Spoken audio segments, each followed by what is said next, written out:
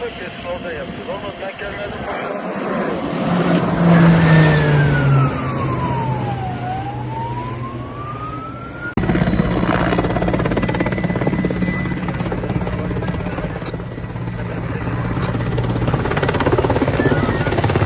Burası 351 Bergama 2.